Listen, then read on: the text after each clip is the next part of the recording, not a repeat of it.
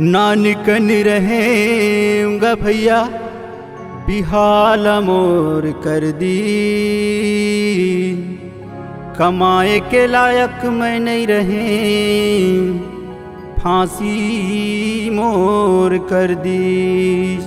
का हो गया लक्ष्मी भाई, कौन तोर फांसी कर दिस गा? नोनी के दाई परे है छवारी। ओहो, दुख तो है तोला। अरे मोला कथे आना का सागरान बे जोड़ी मोर पतहा मोला तो बताना। ए छेवरहीन काहे पूछत रहे का करबे का रानबे तो बताओ। बता ना।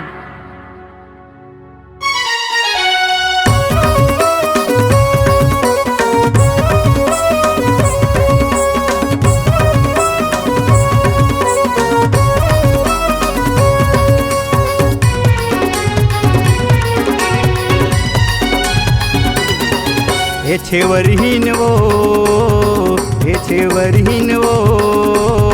मैं रांधे छेवारी साग कोहड़ा रखिया बरियो। मैं रांधे छेवारी साग कोहड़ा रखिया बरियो। एते बरी वो रांधे बरी वो खाले बरी वो। हे छेवरहीन वो मैं रांधे छेवारी साग कोहड़ा रखिया बरियो।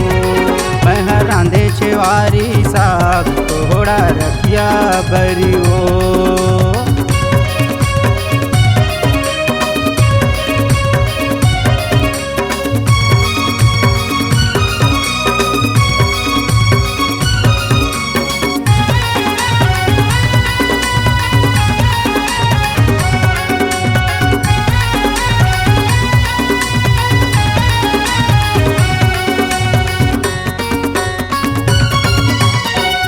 बाजार लाए बिसा के सोट पी पर कराए।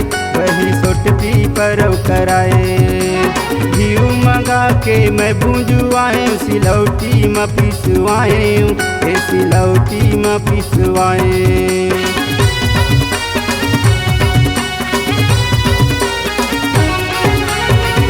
बाजार लाए बिसा के सोट पी पर कराए।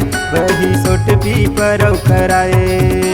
घी मंगा के मैं भूंजुआए सिलौटी में पिसवाए। सिलौटी में पिसवाए। भात में तो लखवा हूँ गोरी। भात में तो लखवा हूँ गोरी नहीं करा कमजोरी। छेवरहीन वो मैं रांधे छेवरहीन साग कोहड़ा रखिया बरियो। मैं रांधे छेवारी साग कोहड़ा रखिया बरियो।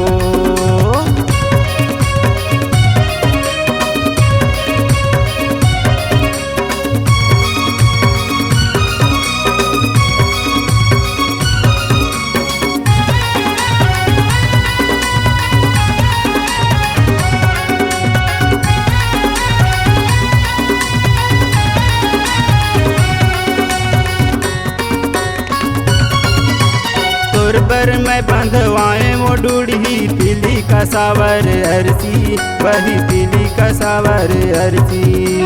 दूसर पथ पर मैं मंगवाए दौरी बरी झुनगा। ये दौरी बरी झुनगा।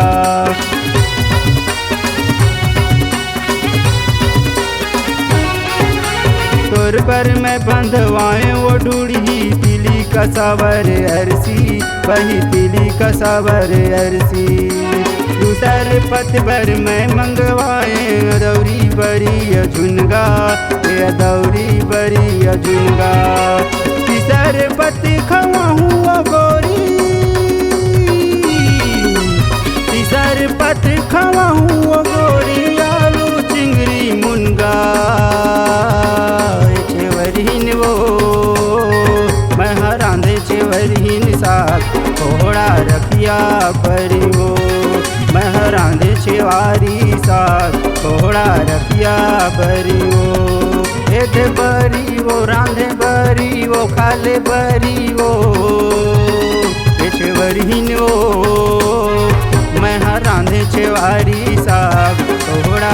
रखिया बरिवो मैं रांधे छेवरहीन साग कोहड़ा रखिया बरिवो मैं रांधे छेवारी साग कोहड़ा रखिया बरिवो कोहड़ा रखिया बरिवो कोहड़ा रखिया बरिवो कोहड़ा रखिया बरिवो।